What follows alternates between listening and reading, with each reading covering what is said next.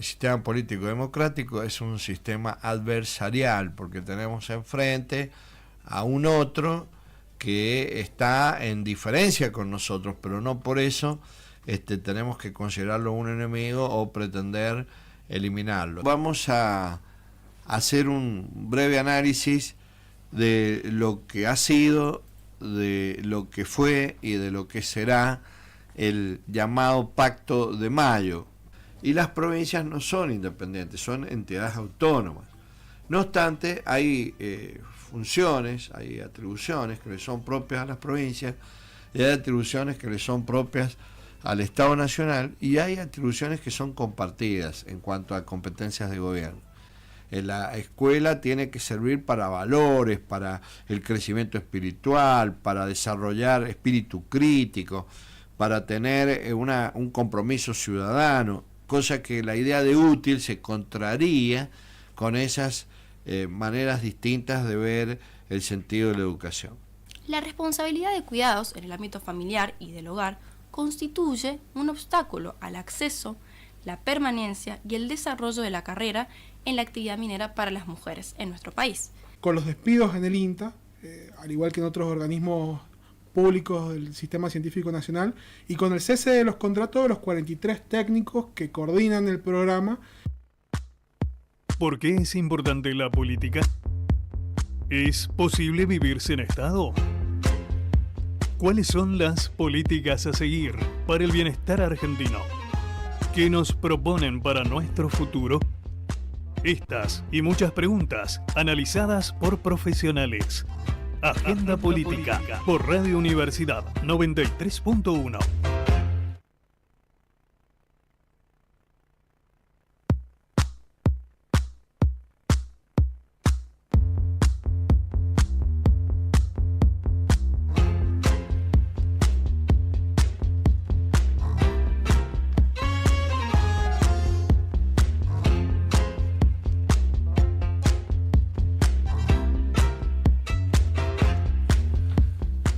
Buenas tardes, ¿cómo están?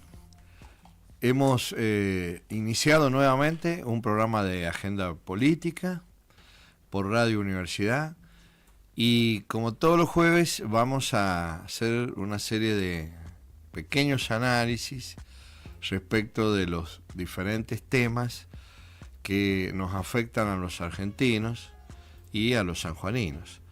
Ahora particularmente tenemos una serie de temas de interés. Vamos a hacer un pequeño homenaje en recordatorio, en rememoranza del general Juan Domingo Perón, que falleció el 1 de julio de 1974, y se han cumplido 50 años de esa importante fecha. También vamos a hacer alusión a el proceso de la política que se viene suscitando en los últimos tiempos en la Argentina y que están relacionados con lo que se llamaría el Pacto de Mayo, que prontamente se va a firmar en la casa de Tucumán, en la casita de Tucumán, a partir de la fecha gloriosa de la independencia de nuestras ex colonias del Río de la Plata. También vamos a considerar con Alejandra Iragoye el régimen penal del menor, que también está en discusión ahora como parte de la agenda política nacional en el Congreso Legislativo. Y con Facundo Tebau vamos a ver la otra cara del ajuste en ciencia y técnica. Con Valentino vamos a hacer referencia a la inmunidad desde el punto de vista judicial que tiene Donald Trump en Estados Unidos a raíz de la legislación que está vigente en ese país. Y también con Sofía Gallardo vamos a entrar a considerar un tema interesante, que es el rol de la mujer en la minería, particularmente acá en San Juan. Y si tenemos tiempo, también vamos a hacer unas consideraciones sobre la visita del presidente a la provincia y un poco cómo se está reestructurando esa fuerza política de La Libertad Avanza y de las relaciones entre La Libertad Avanza y el PRO. Bien, buenas tardes, ¿cómo están? Buenas tardes. Está con nosotros Facundo Tebao, Sofía Gallardo, Alejandra Iragorre y nuestro querido Valentino, que siempre nos acompaña también como parte del equipo. Y nos está faltando dos colaboradores, el profesor Omar Ochoa, que está tomando mesa examen. Ustedes saben que esta es una tarea voluntaria y colaborativa. Acá nadie percibe una remuneración ni está auspiciado por ninguna institución. Y por lo tanto hacemos nuestras tareas de manera simultánea. En el caso de Omar, está tomando examen en este momento y nos está faltando también la presencia de Elías Escales, que es un columnista joven también de acá de la facultad, que está enfermo, ha tenido un problema físico, una dolencia, y nos ha pedido no poder asistir. En el próximo programa, que no va a ser el próximo jueves, me acabo de enterar porque la radio va a estar en receso, las vacaciones de invierno.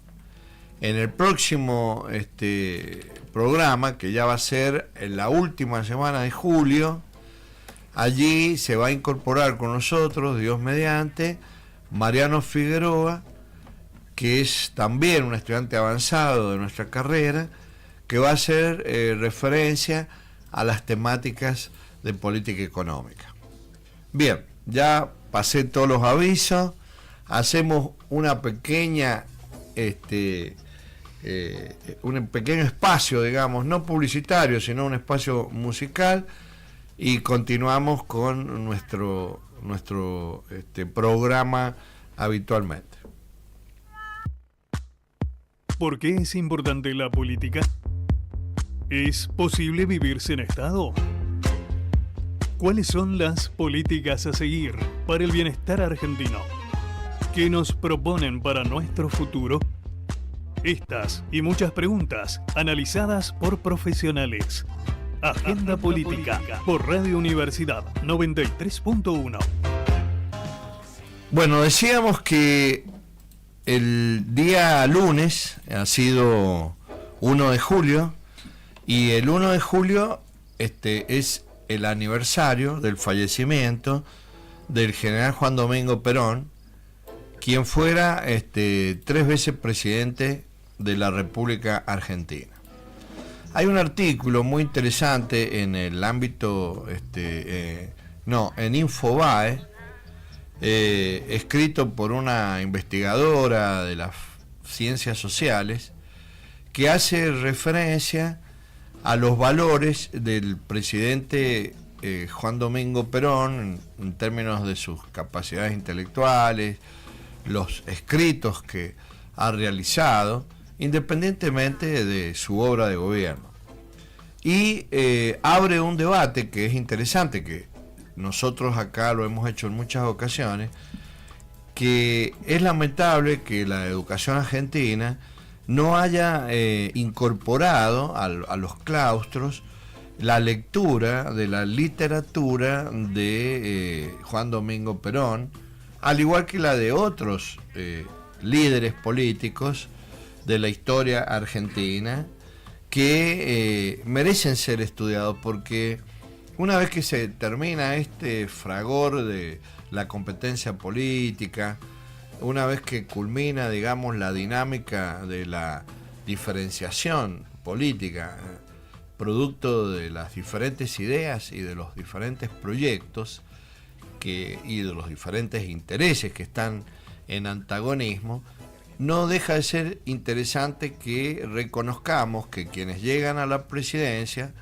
han sido personas que han tenido un mérito en términos de su trayectoria política y de su palabra, de su pensamiento y de su obra. Y por lo tanto es interesante cuando en la persona de un estadista se reúnen, digamos, las condiciones intelectuales y personales como las de Juan Perón, que tiene marcada literatura en la que desarrolla él sus ideas y su pensamiento para ser entendido, comprendido en el ámbito académico. De la misma manera que Frondizi, que desarrolló ideas muy importantes en la teoría política y en la teoría económica argentina, apoyado por Rogelio Frigerio en materia del desarrollismo, de la misma manera que Raúl Alfonsín. En fin, hay un importante número de dirigentes que han publicado sus pensamientos, sus ideas, que hay múltiples discursos y que es muy importante que los incorporemos sin esa pretensión de excluirlos en el análisis y en el estudio. Por eso nosotros siempre nos hemos preocupado, hicimos en algún momento seminarios con estudiantes en los que exponíamos las distintas obras que los diferentes autores argentinos habían desarrollado al fragor de la lucha política, al fragor de la defensa de sus ideas. Porque en última instancia la política es una lucha por la idea en un contexto de la democracia, más allá que no siempre hemos tenido democracia y no siempre nos hemos respetado en la formulación de nuestras ideas en un ámbito de competencia o de adversalidades, diríamos, ¿no? Como dice una filósofa francesa que se llama Chantal Mouffe, el sistema político democrático es un sistema adversarial, porque tenemos enfrente a un otro que está en diferencia con nosotros, pero no por eso tenemos que considerarlo un enemigo o pretender eliminarlo, sino que muy por el contrario, tenemos que pensar que aunque esas diferencias probablemente nunca puedan ser zanjadas, tenemos la posibilidad de intercambiar esa distinción, esas identidades. Bueno, siguiendo con esta idea también hay un autor argentino que escribió un libro que se llama La lealtad, los montoneros que se quedaron con Perón, y otro libro que se llama Salvados por Francisco, que se llama Aldo Des Beach, que es aparentemente, porque no lo he googleado, pero es de Neuquén, y ha publicado, digamos, en un diario de Neuquén, eso sí, un resumen de distintos discursos de Juan Perón que han sido clasificados y sistematizados por personal investigador de la Biblioteca del Congreso de la Nación y que lo están por publicar ahora en este año. Y él ha hecho una recopilación, una síntesis, y la ha publicado en un artículo del diario, lo cual, bueno, me llamó la atención porque es bastante extenso y ha salpicado distintas ideas en base a los diferentes discursos que hace Perón antes de morir el 1 de julio, cuando regresa a la Argentina después de un largo proceso de exilio, de proscripción del peronismo, y vuelve a ganar con el 62% de los votos del pueblo argentino.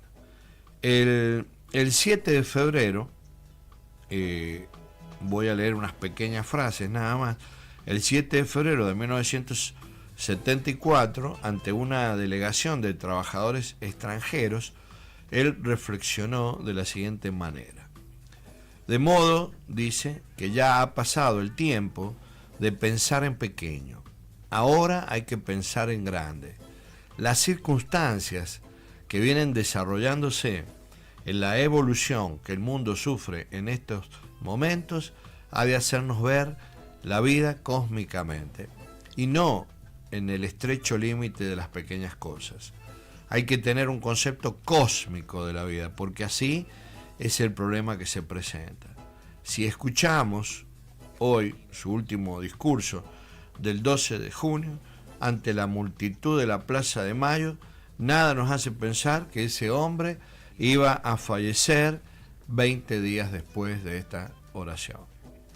Por otro lado, el 5 del 2 también, de ese mismo año, el 74, él va a hacer referencia al universalismo, lo cual implica una categoría que en ese momento, ubiquémonos en la década de los 70, en el peronismo, que provenía de una tradición nacionalista, es una categoría nueva de pensamiento. Él dice, nosotros pasamos ya a un sistema futuro universalista. No creemos en la posibilidad de un mundo que viva dividido y enfrentado como el actual. Hoy los hombres deben comenzar a pensar que somos todos hermanos y que debemos defendernos todos contra un destino común que avanza peligrosamente hacia el año 2000. Recordemos que el año 2000 es metafóricamente y empíricamente el inicio de otro siglo, ¿bien? Y él veía que este siglo, el siglo XXI, que es en el que estamos, nos estábamos jugando el futuro. En alguna medida eso está sucediendo, porque estamos en un momento crucial de la historia de la Argentina. Y a nivel mundial esto se ve con claridad, porque se ha reconfigurado todo el sistema económico, social, cultural y científico-técnico. Y concluye, debemos recordar que en este mundo, que tiene 3.500 millones de habitantes, en la década de los 70, la mitad de su población está hambrienta.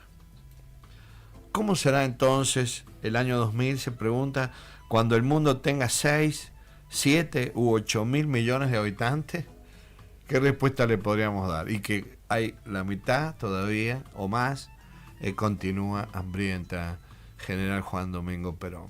Por lo tanto, la batalla por la justicia, por la distribución, por la equidad, por el desarrollo de los pueblos, sigue siendo la misma batalla de aquella década de los 60. Por lo tanto, podemos plantearnos en qué medida hemos evolucionado, si no hemos ni siquiera alcanzado este principio básico de respeto por el prójimo y por nuestra humanidad.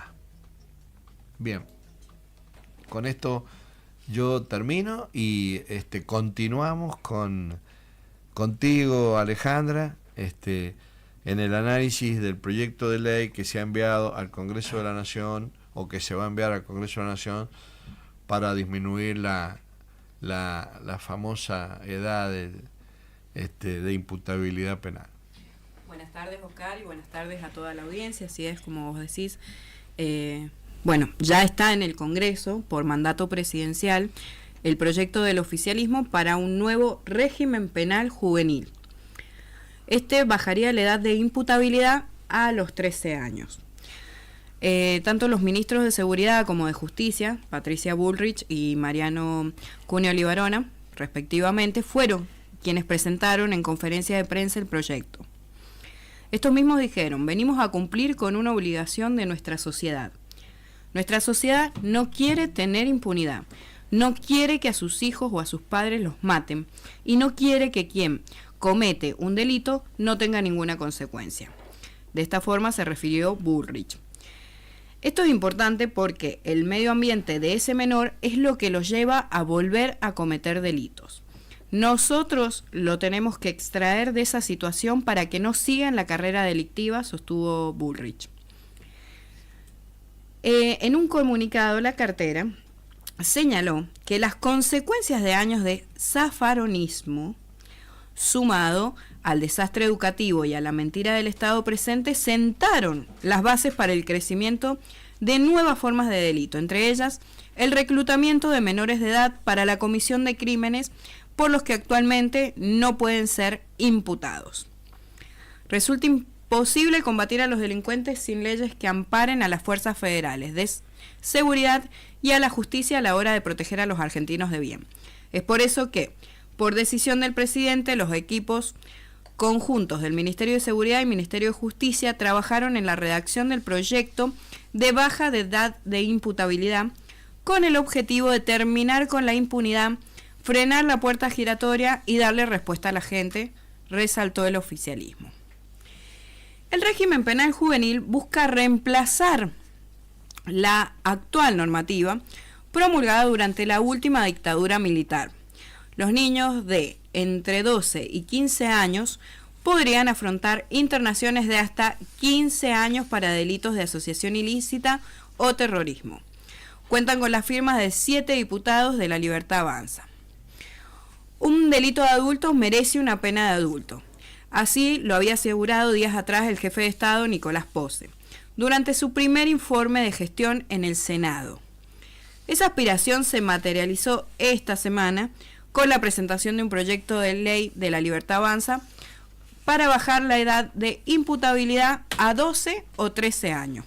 Guarda, que todavía no está definido. El proyecto del régimen penal juvenil propone modificaciones al Código Penal y la derogación de la Ley 22.278, conocida propiamente como régimen penal juvenil. Lleva la firma de los diputados Álvarez Martínez, María Fernanda Araujo, Julio Moreno Valle, José Peluc, por San Juan, Facundo Correa Llano, Alida Ferreira y Gerardo Juesen.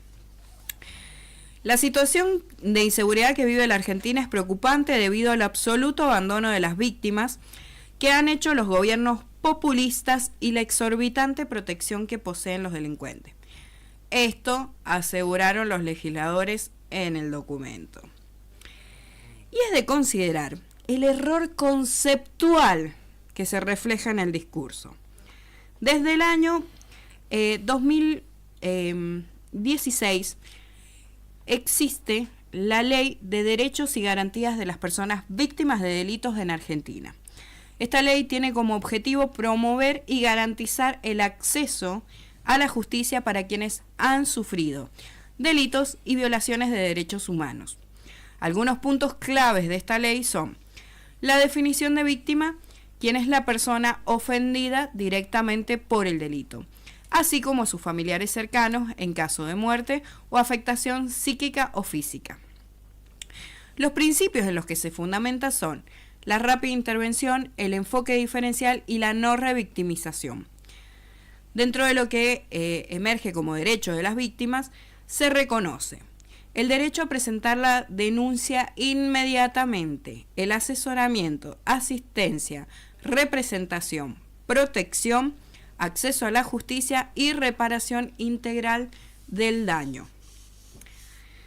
Retomando el tema, con fecha 21 de mayo, se presentó el proyecto que prevé, según gravedad, edad y situación personal, las siguientes medidas, como son orientación y apoyo sociofamiliar, imposición de reglas de conducta, cumplir con ciertas y determinadas obligaciones y observar determinadas prohibiciones, hacer servicios a la comunidad, libertad asistida con la condición de participar en programas educativos y recibir el seguimiento del tribunal e internación. Esta última medida excepcional, es decir, el encierro, debe ser por el menor tiempo posible y con la posibilidad de sustituirse por la libertad asistida.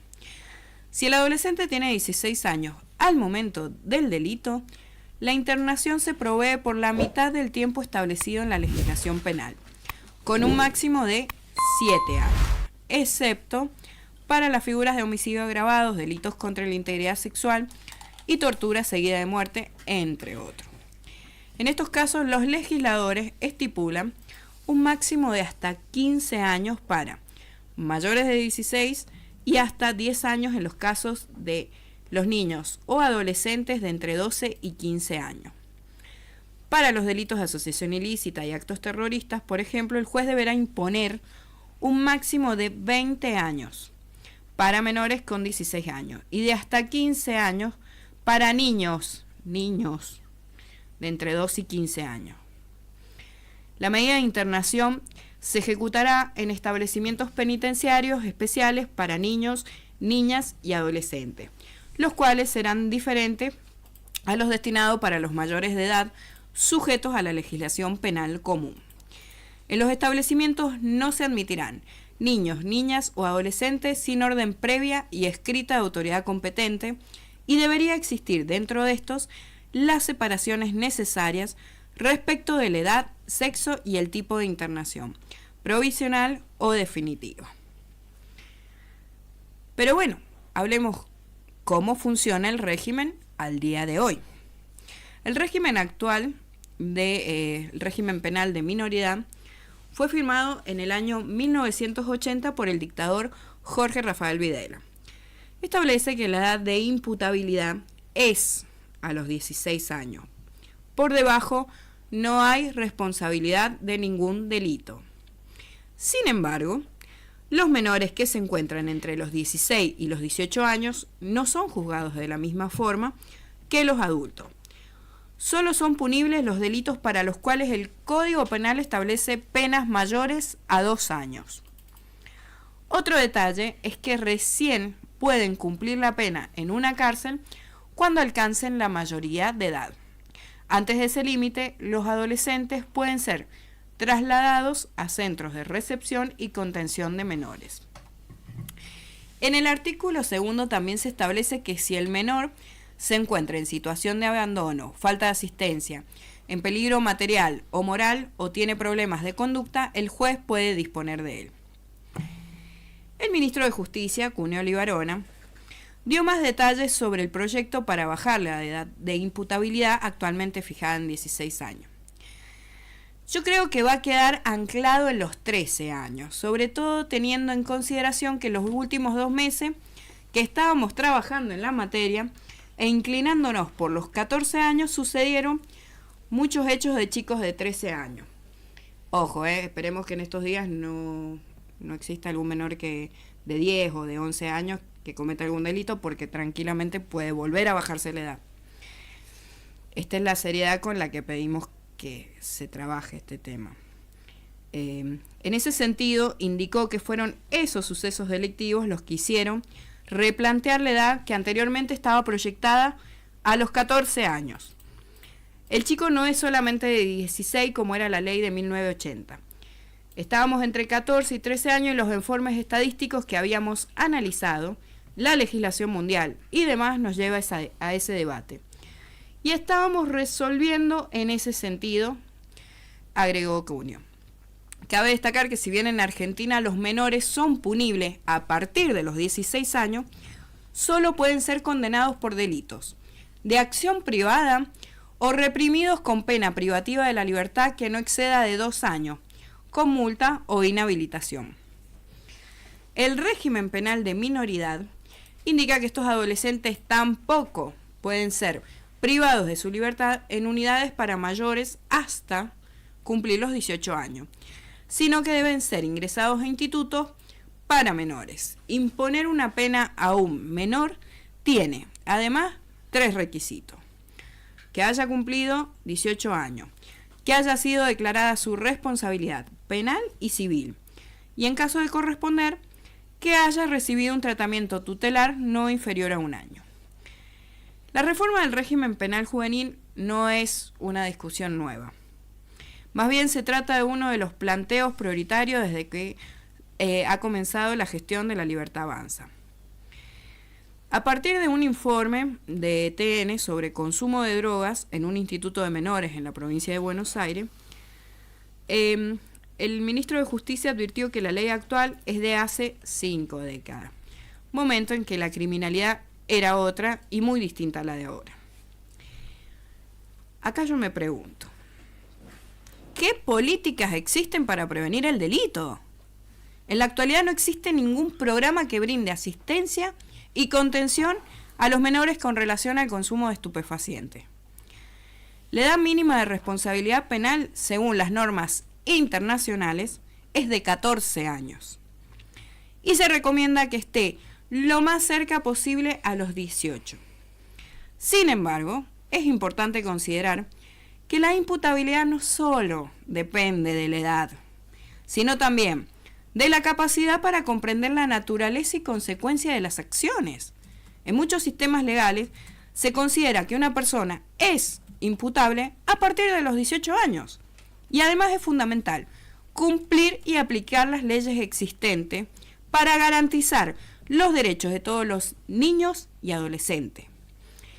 En fin, el Estado debe ajustar su marco legal a estándares internacionales en materia de justicia penal juvenil y diseñar e implementar políticas públicas con metas claras y calendarizadas, así como la asignación de adecuados recursos presupuestales para la prevención de la delincuencia juvenil, a través de programas y servicios eficaces que favorezcan el desarrollo integral de los niños, niñas y adolescentes.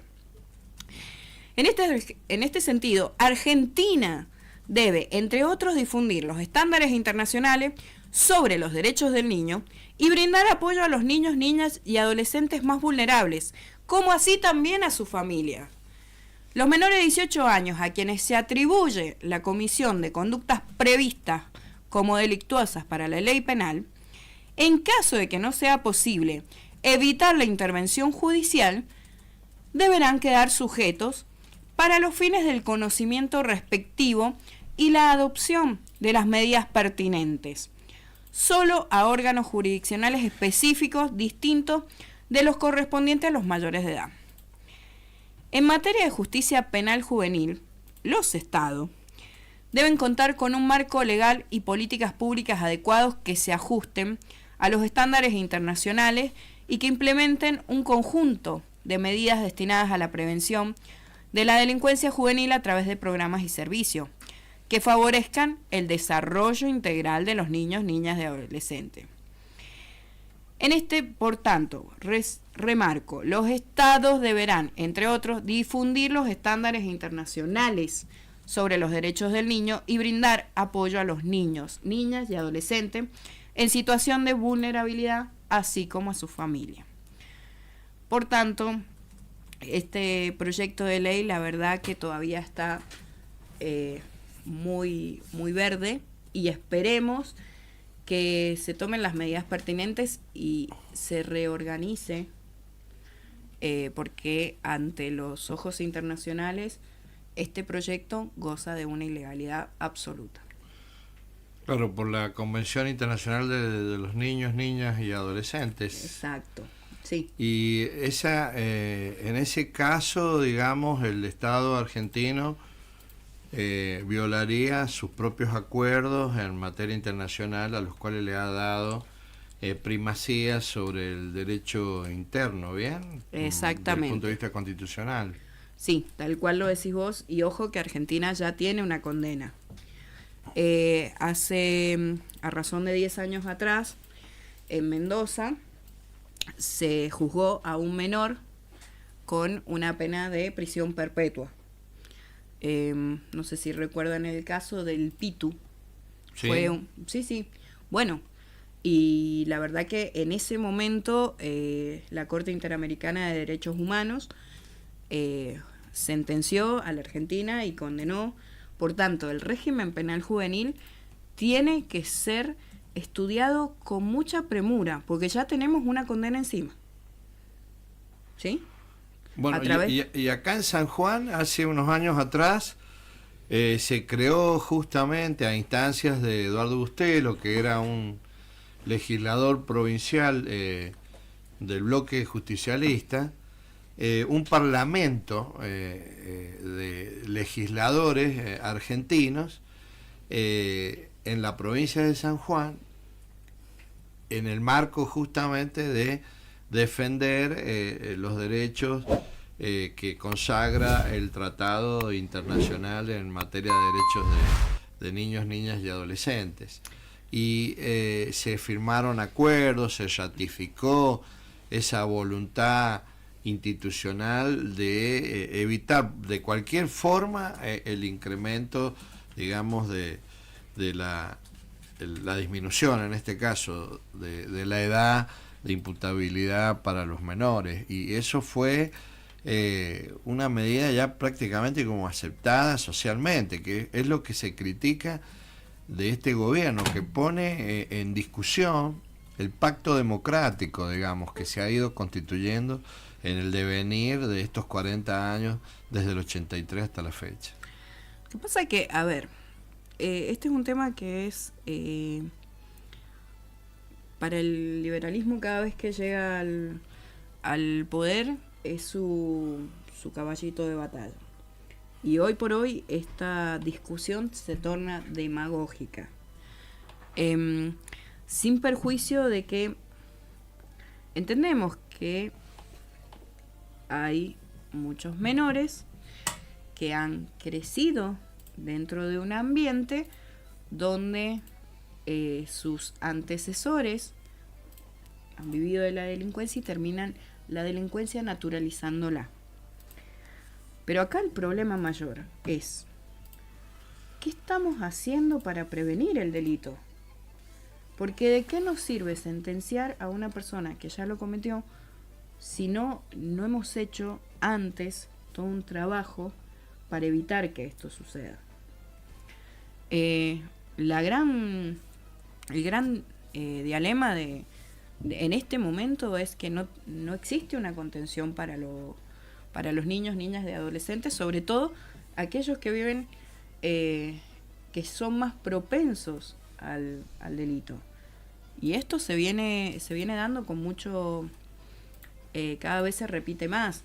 Y una de las cosas que personalmente a mí me preocupa es que está diciendo, bueno, estamos evaluando a ver si son 12 o 13 años, porque hemos visto un par de casos de 13, y después estamos viendo otros de 12, y si por H o por B, mañana se señala a 2 menores que tienen 10 años, y bueno, también se va a bajar a 10. Esta es la falta de coherencia que realmente cuestiono. Muchas gracias, Oscar. Muy bien. Vamos a hacer una pausa comercial y continuamos en unos minutos.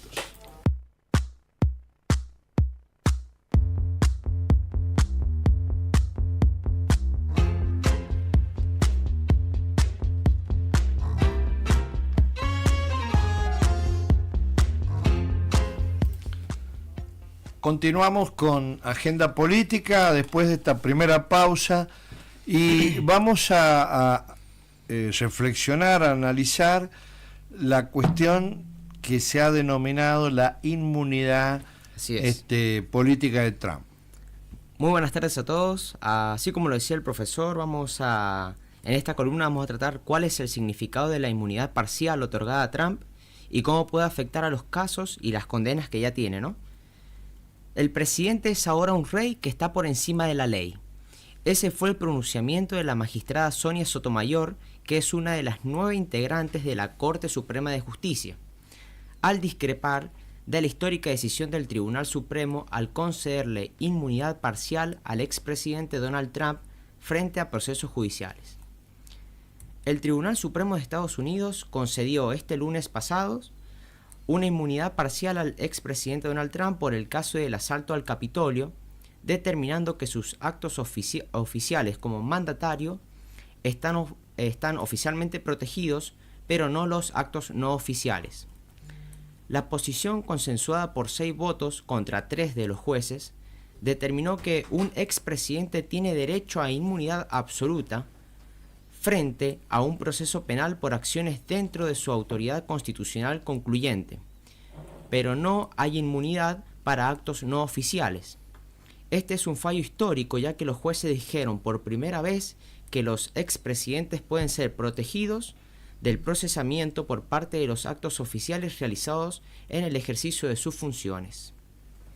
Los jueces que firmaron la opinión mayoritaria son 6 magistrados de tendencia conservadora, 3 de los cuales fueron designados por el propio Donald Trump durante su presidencia. Los 3 restantes, incluyendo a Sonia Sotomayor, disintieron en los términos más enérgicos, expresando temor por nuestra democracia. Igualmente, el presidente Joe Biden describió el fallo como un precedente peligroso, añadiendo que socava el Estado de Derecho y sienta un terrible prejuicio. En contraste, poco después de que la Corte Suprema emitiera su decisión, Donald Trump celebró en sus redes sociales, diciendo: gran victoria para nuestra Constitución y democracia. Publicó también en su propia red social, Truth Social, orgulloso de ser estadounidense. Pero ¿cuál es la implicación de esta inmunidad en los casos que actualmente tiene Donald Trump? Trump enfrenta 4 casos criminales en su contra, que van desde conspiración para anular las elecciones hasta la falsificación de documentos para ocultar los pagos que hizo para acallar una supuesta relación con una actriz. Jack Smith es un fiscal especial que se encargó y se va a encargar de imputar a Trump de varios hechos, como presionar a funcionarios para revertir los resultados electorales en Georgia, de difundir acusaciones falsas de fraude electoral y de intentar explotar el asedio al Capitolio Nacional el día 6 de enero del año 2021 para retrasar la certificación de la victoria de Biden y mantenerse en su poder, ¿no? Pero Smith y su equipo tendrán que reestructurar significativamente su caso contra el expresidente y también las pruebas en las que pueden basarse para apoyarlo si desean continuar con este caso. Mientras tanto, el juicio quedó en suspenso mientras se decide cómo proceder. El fallo de 6/3 del lunes garantiza que cualquier proceso que surja se aplazará mucho más allá de las elecciones presidenciales de noviembre, debido a que la Corte Suprema extendió la demora en el caso penal contra Donald Trump por cargos de complot por anular las elecciones del año 2020, lo que reduce la posibilidad de que Trump pueda ser juzgado antes de las elecciones de noviembre. Esto es muy importante tenerlo en cuenta. Trump, según el máximo tribunal, goza de inmunidad total por los actos oficiales como presidente relacionados con sus principales obligaciones constitucionales. Eso incluye las comunicaciones que mantuvo como funcionario y con funcionarios del Departamento de Justicia sobre acusaciones de fraude electoral. Y por lo tanto, esa parte de las acusaciones contra Trump están efectivamente muertas. Es probable que los comentarios del expresidente el día 6 de enero del año 2021, que presuntamente incitaron al ataque del Capitolio, se consideren actos oficiales, por lo tanto, esa causa efectivamente estará muerta también. También los intentos de Trump de presionar al vicepresidente Mike Pence para que no certifique la victoria electoral de Joe Biden, una parte clave del caso del fiscal Jake Smith, es el tipo de acción oficial que actualmente está bajo la lupa y es sujeta de una alta revisión legal. Por último, hemos dicho que esta decisión retrasa probablemente el juicio que hay en la capital estadounidense por cargos federales de subversión electoral pendientes en su contra, ya que rechaza justamente la decisión del Tribunal Federal de Apelación en febrero que encontró que Trump no gozaba de inmunidad, ahora sí la tiene. Por lo tanto, esta decisión supone una victoria para el republicano, pues probablemente le va a permitir evitar comparecer ante otra corte antes de los comicios del día 5 de noviembre próximo, donde se enfrentará con el actual presidente Joe Biden. Para concluir, podemos hablar acerca de datos interesantes. Según los primeros sondeos realizados por el diario The New York Times, días posteriores al debate presidencial que se realizó hace aproximadamente una semana, el expresidente Donald Trump tendría una gran ventaja sobre el actual presidente Biden de 81 años.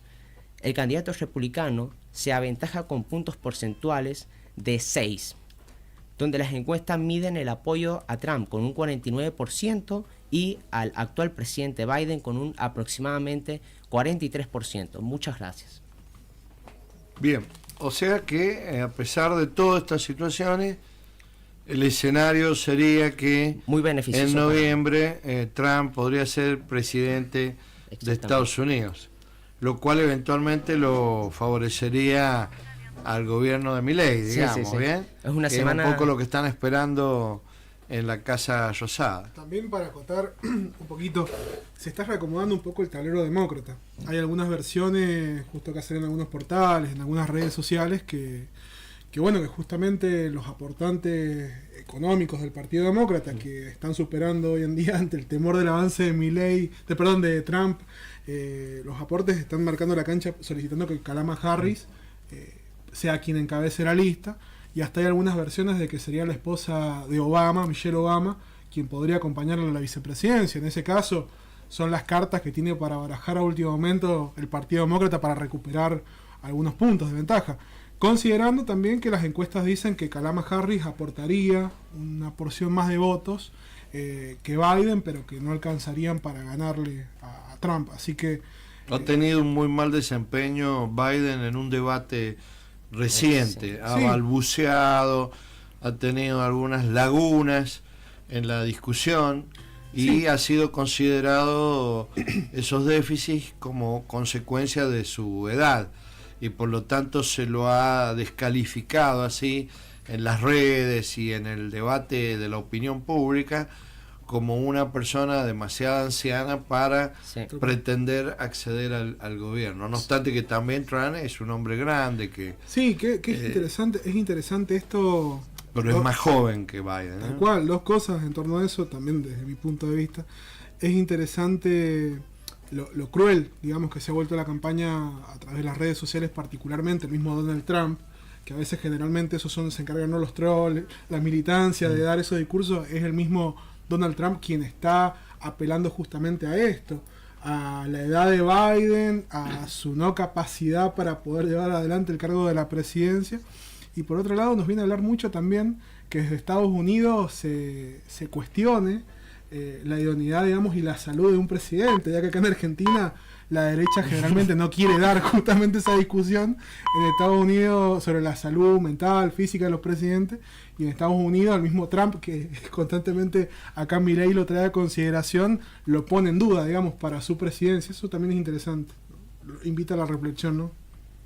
Sí, importante aclarar que no hay un informe oficial del Partido Demócrata acerca de nuevos posibles candidatos, pero sí son rumores que hasta noviembre tienen tiempo de tener su fruto, ¿no?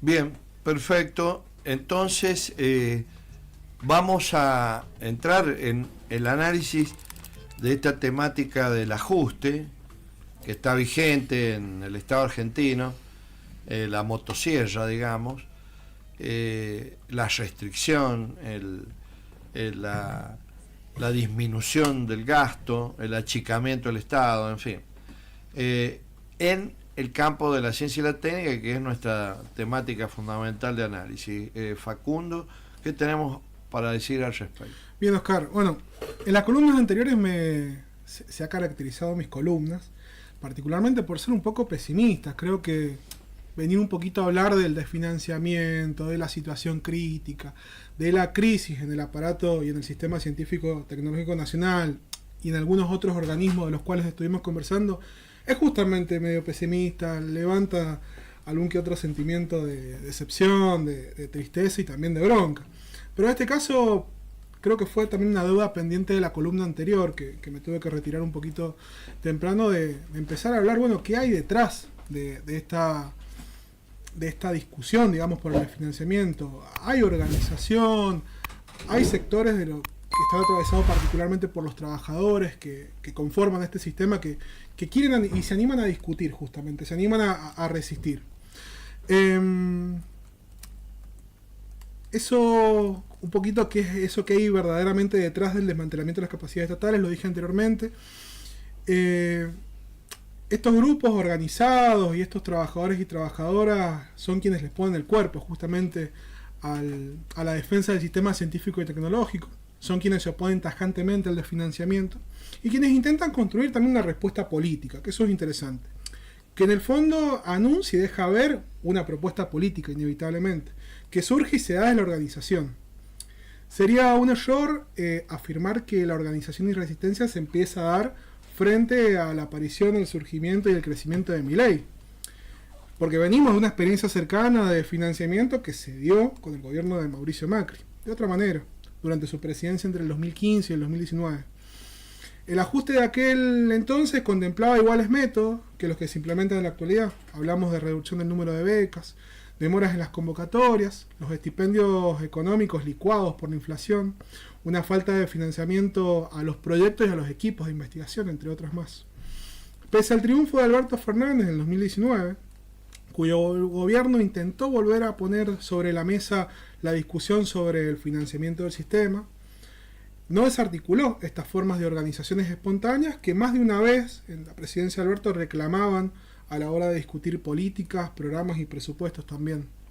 Es importante hacer una breve aclaración sobre la particularidad de estos espacios, que se conforman a partir justamente de las formas de vinculación laboral muy particulares que tienen estos organismos de ciencia y técnica, que están conformados en su mayoría, tal es el caso de CONICET, por becarios, quienes se vinculan con las instituciones de manera transitoria, ya que las becas tienen justamente una fecha de finalización, pese a que después está la carrera de investigador que tiene pocas vacancias.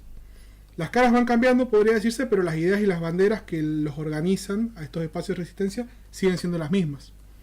Estos espacios de organización en defensa de la ciencia y la técnica nacional que vemos actualmente tomaron impulso el año pasado, como lo dije anteriormente, en el marco de la campaña de Milei, donde dicho sector tomó conciencia de las potenciales consecuencias de las políticas y las propuestas de Milei para este sector, cuyos ejes de campaña, discursos y propuestas estuvieron orientados al ataque sistemático del sistema universitario público y del sistema científico nacional. Fueron muy cruentos, digamos, y muy claros esas posiciones.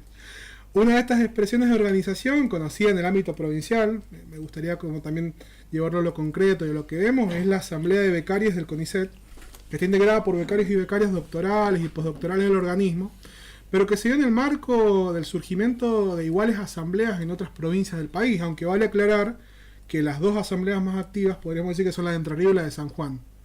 La asamblea tiene la particularidad de ser un espacio que se da por fuera de la conformación institucional y gremial, integrado particularmente y especialmente por becarios, como lo dije anteriormente, que conformaron un plan y una agenda de lucha que se hizo parte de las discusiones gremiales, llegando a integrar el espacio multisectorial en defensa de la educación pública en nuestra provincia, que nuclea a los gremios docentes, no docentes y a la Federación Universitaria como herramienta de representación gremial estudiantil, mesa que tomó la posta en situaciones como la defensa del presupuesto universitario y la marcha histórica que se dio hace unos meses. Otra de las particularidades que me gustaría resaltar es el rumbo que va tomando en torno a la organización, esta asamblea, que pretende dar también una discusión gremial y se institucionaliza a través de ATE, que es la gremial de los trabajadores públicos. Esta organización en el ámbito sindical les da la posibilidad de hacer las presentaciones y los reclamos formales ante instituciones, algo que no le está permitido a la asamblea por las características propias de la organización. En este marco de vinculación se dio una interesante y una masiva campaña de afiliación para becarios de CONICET en particular, dando lugar al fortalecimiento de ATE CONICET, la filial justamente que los nuclea, institucionalizándose en nuestra provincia como ese brazo gremial desde el que se da la resistencia y la organización para la defensa de los derechos laborales y las fuentes y la actualización de los estipendios también. La organización en el ámbito provincial está trabajando en una agenda de diversos temas, pero atravesada, sin lugar a dudas, por los despidos del personal de planta permanente, el cese de contratos de personal administrativo y de apoyo a la investigación en los organismos nacionales de investigación y en los de doble dependencia, como es el caso del complejo astronómico emblemático, el Leoncito, y otros temas de urgencia como la falta de asignación de becas doctorales, postdoctorales y la aprobación de algunas prórrogas a los proyectos y a las becas. Estos temas de discusión exteriorizan una vez más la preocupante situación que está atravesando el sistema científico y tecnológico nacional, junto a un futuro preocupante e incierto que le espera, claramente el panorama es bastante claro, además de la problemática y el menosprecio de quienes ya lo integran de forma transitoria o permanente. Esto también nos llama la particularidad, y lo dije anteriormente el jueves pasado, que esta situación hace que la oferta para ingresar a estos organismos de ciencia y técnica y elegir y optar por la carrera de investigación en el ámbito científico nacional sea poco atractiva, donde aquellos potenciales becarios posiblemente tengan que optar por otro desarrollo vocacional y laboral por los bajos estipendios, la precarización y el desfinanciamiento de los institutos, migrando al sector privado en el mejor de los casos. Vale aclarar que la discusión se da también frente a un gobierno que pretende discutir a quienes verdaderamente hacen ciencia útil, que eso es bastante interesante también, donde se señala que las ciencias sociales, humanas y artísticas son improductivas y secundarias, dando a entender de fondo que el sistema científico y tecnológico nacional no tiene que discutir, problematizar y animarse a investigar, discutir y problematizar sobre las desigualdades sociales como instancias para pensar qué sociedad verdaderamente queremos construir.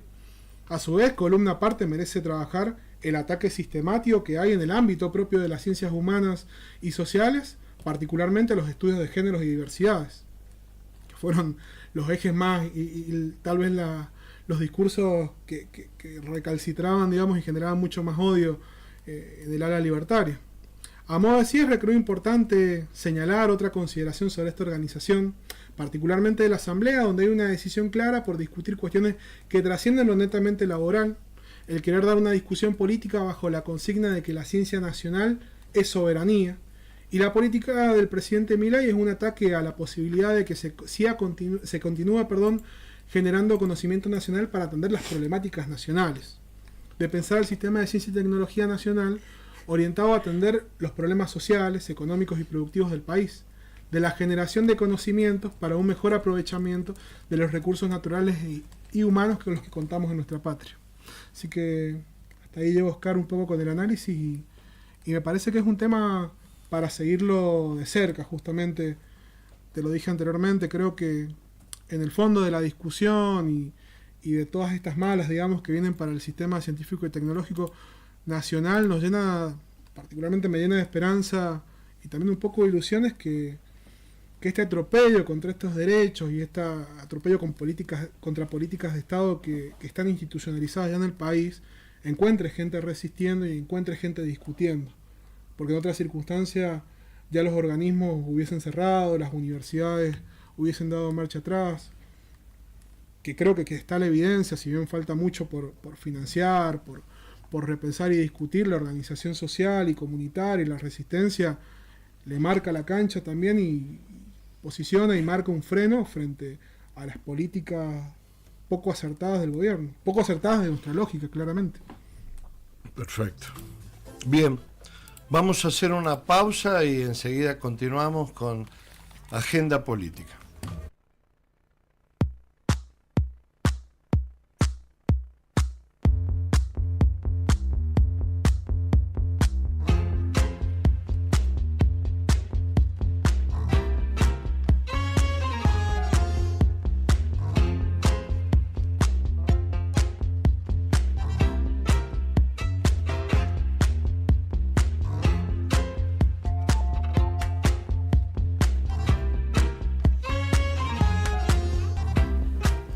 Bueno, continuamos entonces con nuestro programa de Agenda Política y en este momento vamos a hacer un breve análisis de lo que ha sido, de lo que fue y de lo que será el llamado Pacto de Mayo, que en cuanto a lo que será, va a ser el Pacto de Julio, porque se va a firmar el 9 de julio en la provincia de Tucumán, porque no pudo firmarse el 25 de mayo como había propuesto el presidente Milei el 1 de marzo. Es decir, que el 1 de marzo del 24, cuando Milei tuvo que exponer su discurso ante la Asamblea Legislativa como corresponde, de acuerdo a la Constitución Nacional, allí él invitó a la firma de un acuerdo de todas las fuerzas políticas, de todos los gobiernos provinciales, respecto de las ideas que este gobierno considera que son las ideas fundamentales de su programa económico, social y político. Bien, resulta que luego ató el Pacto de Mayo a la aprobación de la ley base en el Congreso de la Nación. Como la ley base en una primera instancia no se aprobó como tenía previsto el gobierno, entonces el Pacto de Mayo, que estaba previsto para el 25 de mayo, que es una fecha patria fundamental de nuestra independencia como nación frente al Reino de España, allí entonces se resolvió postergar el Pacto de Mayo, hasta tanto se aprobara la ley base en el Congreso de la Nación. Y bueno, se postergó en razón de ello al 9 de julio en la ciudad de Tucumán, provincia de Tucumán. ¿Qué ocurre? Que en esta ley base hay una serie de mandamientos, diríamos así, que van a firmar los gobernadores, los expresidentes y también los líderes de los principales partidos de Argentina. En esos puntos, digamos, hay divergencias, porque no es tan así que hay coincidencias nacionales, por lo tanto, lo de la figura del pacto está relativizada, porque originariamente la idea de pacto tiene que ver con la idea de los pactos anteriores a la sanción de la Constitución Nacional de 1853. Independientemente que la palabra pacto tiene una amplia significación, hay una en particular que trata de los pactos anteriores a la sanción de la Constitución del 53, que se fueron firmando en el devenir del proceso de organización nacional entre las provincias y que luego dio origen a un sistema integral como fue el de la Constitución misma. Estos conceptos en su momento tenían todo un sentido, por cuanto que las provincias eran independientes, no existía todavía la Federación Argentina, eran como estados soberanos, y el acuerdo para seguir avanzando hacia la constitución de un estado común era inevitable. Hoy ya está vigente la realidad del Estado argentino y las provincias no son independientes, son entidades autónomas. No obstante, hay funciones, hay atribuciones que le son propias a las provincias y hay atribuciones que le son propias al Estado Nacional y hay atribuciones que son compartidas en cuanto a competencias de gobierno. Y por lo tanto, en estas atribuciones que son compartidas, necesariamente tienen que concurrir a los efectos de poder acordar el Estado Nacional y las provincias. Por eso en casi todos los ámbitos de todas las políticas públicas hay estos famosos consejos federales, a saber, el Consejo Federal de Educación, el Consejo Federal de Ciencia y Técnica, el Consejo Federal de Inversiones o de Producción y Desarrollo, que son ámbitos en los que los gobernadores envían a sus representantes, el Estado Nacional envía a sus representantes y van coordinando acciones en vistas a ser eficaces y ser digamos legítimos en cuanto a la intervención del Estado Federal en las provincias y a su vez nacionales en cuanto a que las provincias logran hacer coincidir las políticas territoriales locales respecto de las políticas nacionales. Bien, por lo tanto el pacto se puede decir que tiene ese significado. El pacto es un concepto que tiende a pensar que hay partes que son independientes y autónomas y que concurren a coordinar interactivamente acciones compartidas. Pero ¿qué pasa? Debería haber un principio no escrito de todo pacto que es el de la unanimidad, porque si hay una parte del todo que no participa, ya queda rengo, digamos, ese pacto. Imagínense si los pactos preconstituyentes hubieran sido parciales, ya no se daba la posibilidad de la unidad del Estado Federal. De hecho, la provincia de Buenos Aires no se incorporó a la federación y tuvo que ser sometida militarmente luego en la batalla de Pavón para que se pudiera incorporarla a la federación. No obstante que se había firmado el pacto constitucional, porque también es un pacto. Todo el orden jurídico, todo el Estado es el producto de un pacto. Por lo tanto, para mí adolece de esa debilidad este pacto del 9 de julio, teniendo en cuenta que la provincia de Buenos Aires, la provincia de La Rioja, la provincia de La Pampa, la provincia de Formosa, la provincia de Tierra del Fuego no van a participar de la firma de ese pacto. Tampoco se sabe hasta el día de hoy si la provincia de Santiago del Estero, que tiene como gobernador a Gerardo Zamora, vaya a participar del pacto. De la misma manera, hay un conjunto de presidentes que han sido convocados, expresidentes, todos los expresidentes de los 40 años de democracia hasta acá que están vivos. También se sabe ya que Cristina Fernández de Kirchner no va a asistir, que Alberto Fernández, expresidente en el último mandato, no va a participar tampoco, y quedan dudas respecto de lo que va a ser Mauricio Macri, toda vez que acaba de tener una expresión de diferenciación contundente del PRO con respecto a la Libertad Avanza, y por otro lado Eduardo Duhalde, que también no se sabe que si va a asistir. Por lo tanto, de no ocurrir la presencia de estos ex titulares del Ejecutivo y de estos gobernadores, el pacto va a verse muy deslucido, lamentablemente, para el gobierno nacional. ¿Qué contiene el pacto? ¿Cuáles son los puntos principales? Que también han sido modificados en base a cómo había sido formalmente establecido. A mi juicio, contiene ideas vagas, laxas, ideas propagandísticas, digamos, que no avanzan en profundidad con respecto a los grandes problemas argentinos, pero es tan vago y es tan laxo que también, por otro lado, podemos coincidir, con lo cual no va a dejar de ser un pacto deslucido, débil, con poco contenido.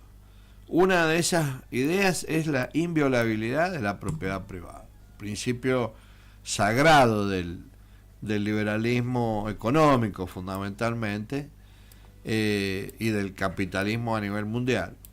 La idea de la inviolabilidad de la propiedad privada, por un lado, alude a un derecho, digamos, que tenemos las personas de no ser agredidos por el Estado, y por el otro lado también tiene que ver con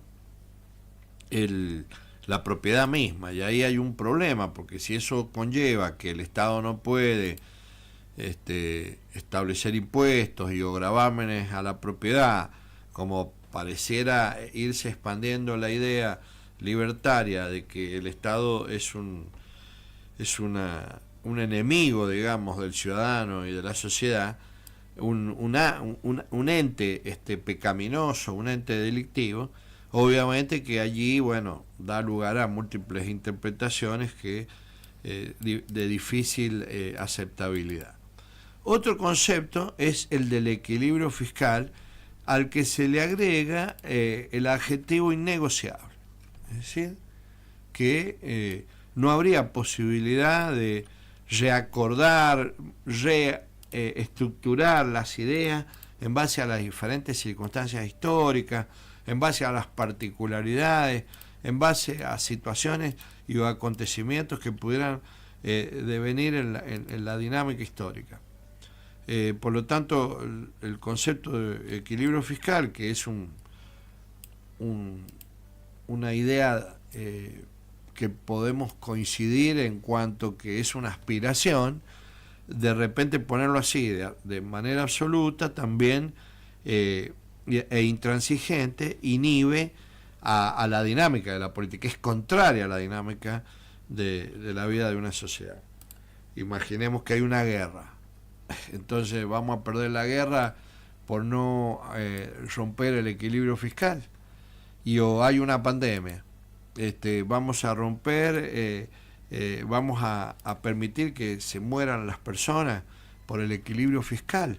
Consecuencia, ninguna idea puede ser sacralizada de esa manera al punto de obligar a los miembros de los distintos organismos de gobierno a firmar un principio de esa naturaleza.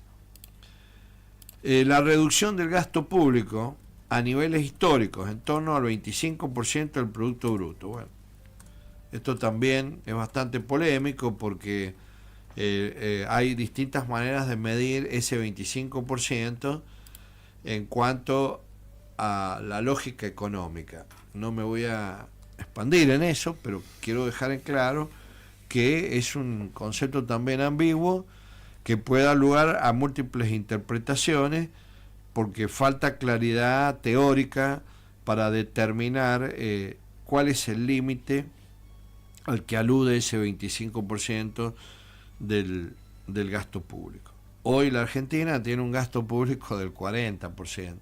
En general todos los países del mundo rondan entre el 40 y el 45%. Por lo tanto, hablar de que es el 25% significaría un ajuste aún mayor al que se está llevando a cabo y un achicamiento estructural de la intervención del Estado, cuando sabemos todo, y lo hemos discutido muchísimas veces, que el Estado es un actor estratégico en el desarrollo, sobre todo en los países periféricos, que no han alcanzado un alto grado de desarrollo capitalista por falta de capital.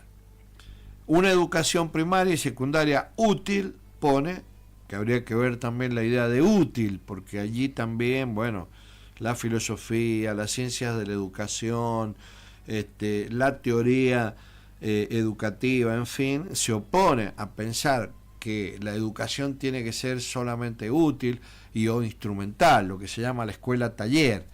La escuela tiene que servir para valores, para el crecimiento espiritual, para desarrollar espíritu crítico, para tener un compromiso ciudadano, cosa que la idea de útil se contraría con esas maneras distintas de ver el sentido de la educación.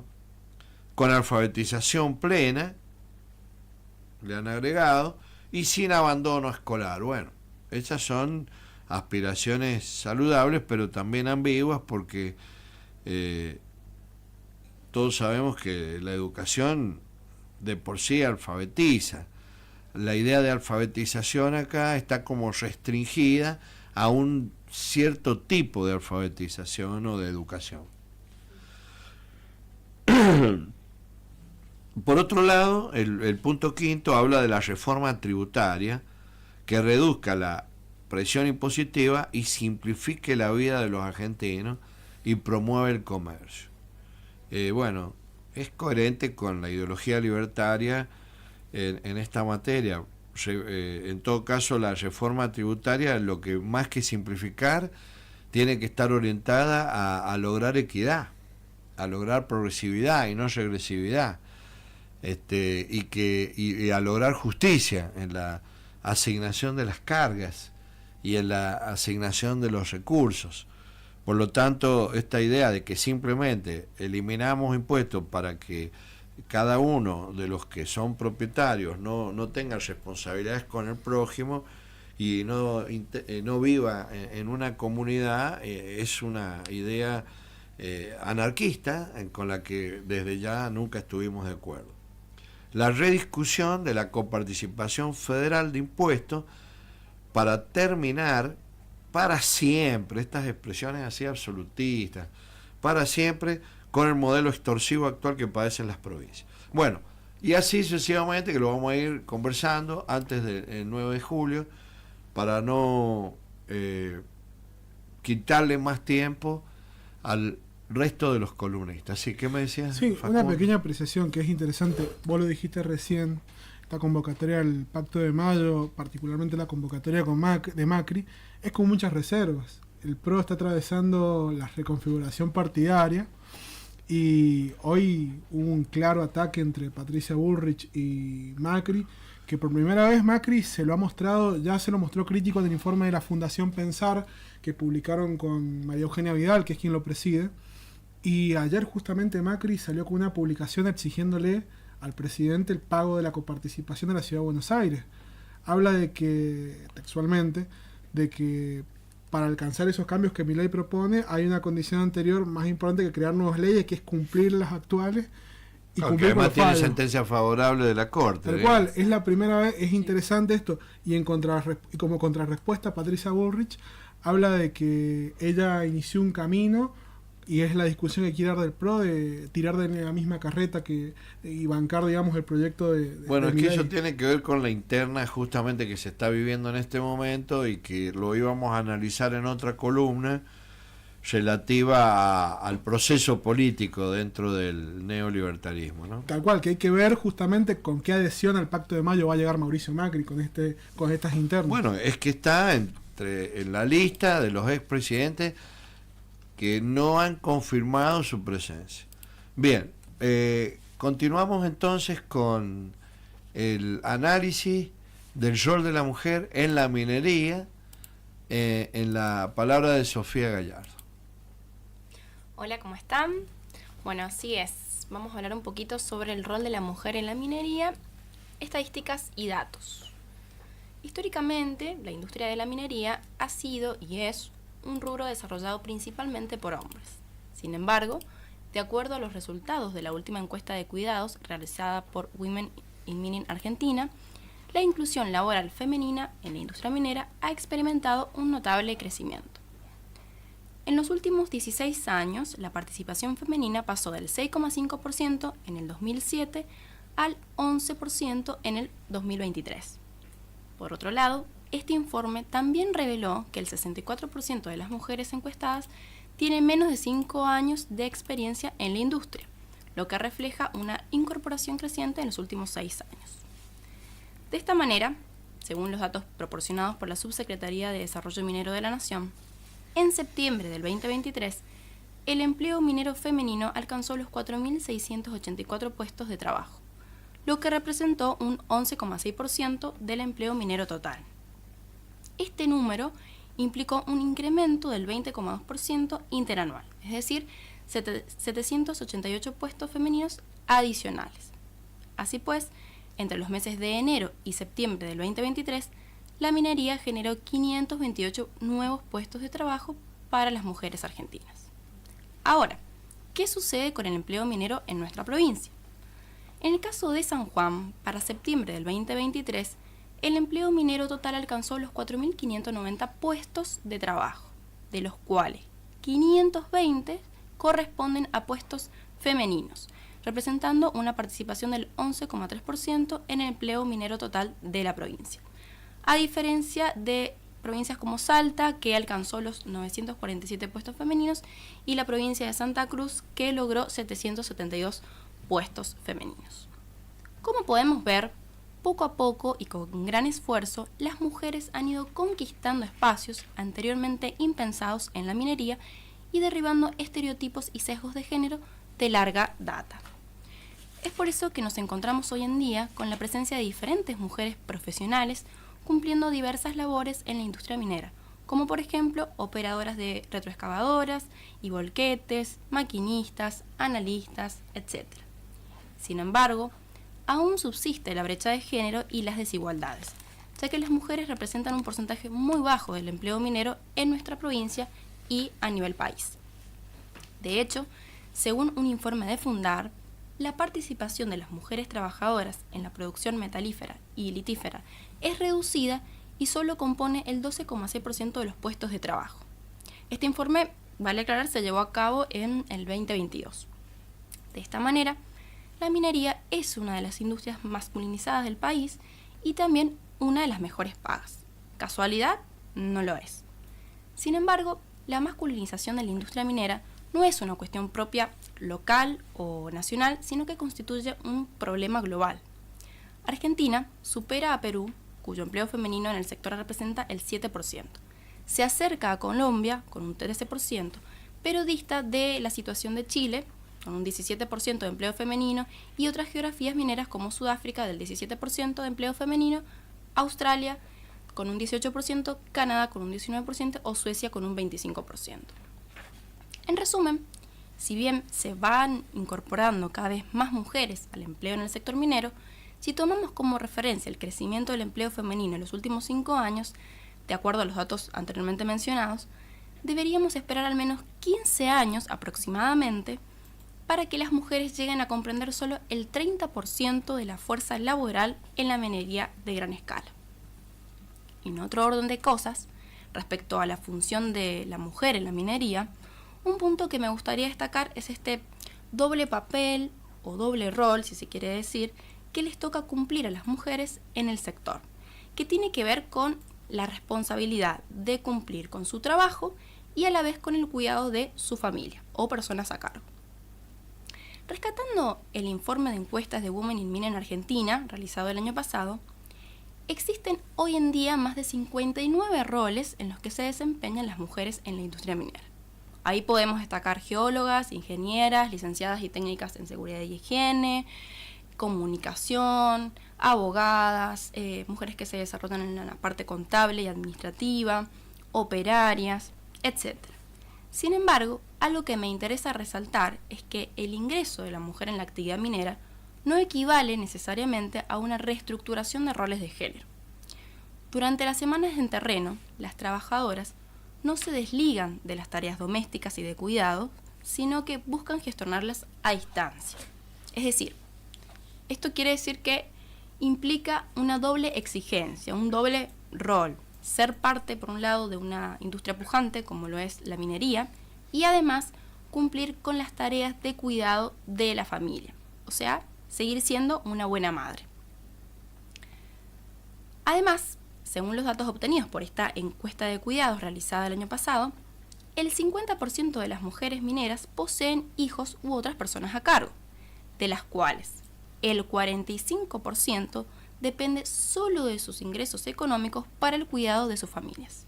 Y el 36% de esas trabajadoras que poseen personas a cargo no cuentan con apoyo y o colaboración, ya sea rentada o no, para el cuidado de sus familias. Por lo tanto, el 43% de las trabajadoras mineras considera inviable trabajar con roster y tener hijos o personas a cargo, mientras que el 57% de las mujeres mineras que sí cuentan con colaboración, ya sea rentada o no, para el cuidado de su familia, sí consideran viable trabajar con roster.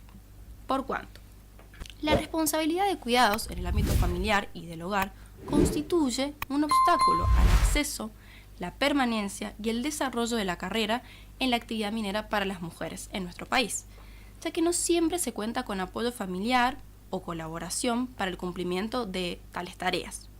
Por un lado, la maternidad se ubica como un límite al desarrollo en el rubro y por el otro, la trayectoria laboral de la mujer en el sector pone en riesgo la estabilidad de proyectos familiares o de pareja. En resumen, en cuanto a los dos ejes temáticos planteados sobre el porcentaje femenino de empleo en el sector y este doble rol o doble exigencia que tienen que enfrentar las mujeres, se hace necesario remarcar el apoyo de políticas y prácticas activas con perspectiva de género para acelerar y afianzar el recorrido de las mujeres en la industria. Porque si bien hay avances en esta problemática, no es una realidad asumida por la totalidad de los actores involucrados en el sector. Es por ello que se requiere del compromiso del conjunto de los proyectos mineros y las empresas, así como también de los organismos públicos mineros provinciales y las instituciones educativas, universitarias y de formación técnico-profesional, para que acompañen con medidas propias que contribuyan a la inserción sostenible de las mujeres en la industria minera, en nuestro país y en nuestra provincia. Muchas gracias. Muy bien. Vamos a hacer una pequeña pausa musical y continuamos con la columna de el amigo siempre presente acá, Facu Tebón, sobre la problemática que está viviendo el programa argentino llamado Pro Huerta.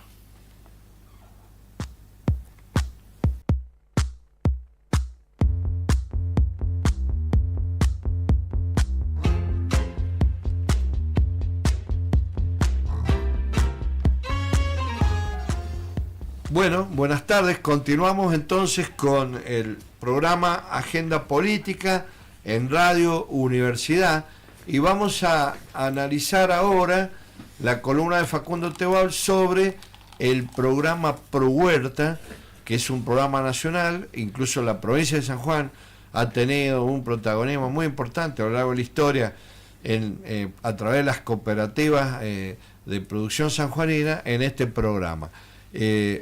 Facundo, ¿podés analizarlo, por favor, y esclarecernos de qué se trata? Sí, bien.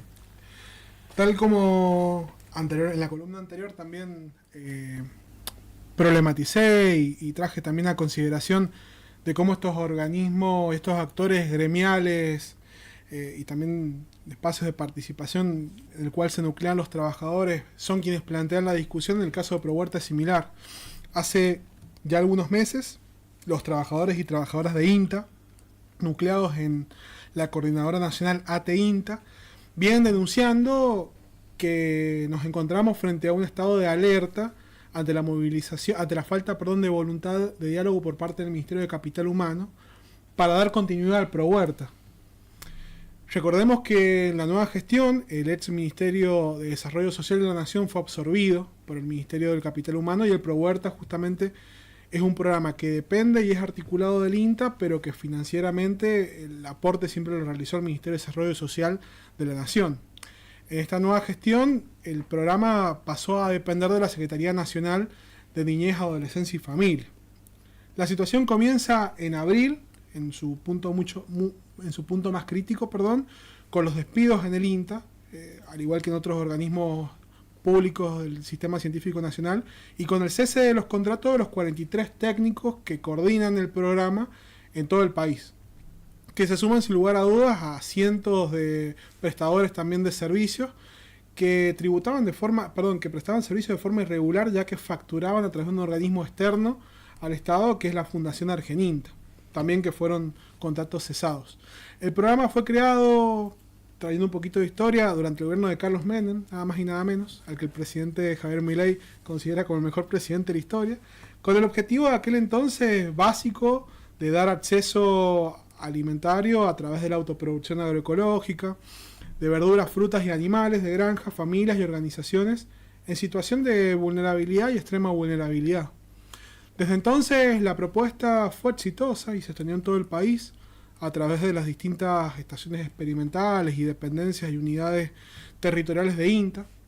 Dato no menor, este programa nacional fue reconocido por la FAO, la Organización de las Naciones Unidas para la Alimentación y la Agricultura, y el modelo fue exportado a través de Cancillería de la Nación a países como Haití para combatir justamente el hambre, país que nunca se recuperó, paradójicamente, de la pérdida de soberanía alimentaria por la apertura de importaciones, muy vinculada y muy similar a la reciente solución de Milei para bajar el precio de los alimentos, particularmente en Haití, en el caso del arroz que provenía de Estados Unidos, que arrasó con sus productos y el alimento base del país. El Pro Huerta de los 90 se mantuvo financiado, ya lo dije anteriormente, por el ex Ministerio de Desarrollo Social de la Nación, y desde que Petovelo tomó las riendas del Ministerio de Capital Humano, no asignó a un funcionario a cargo de este programa para sostener este convenio entre su cartera y el INTA.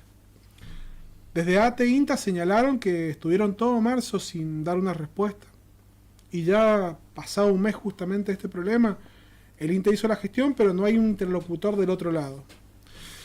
Las consecuencias de esta decisión del gobierno son peligrosas para toda la comunidad y para los trabajadores.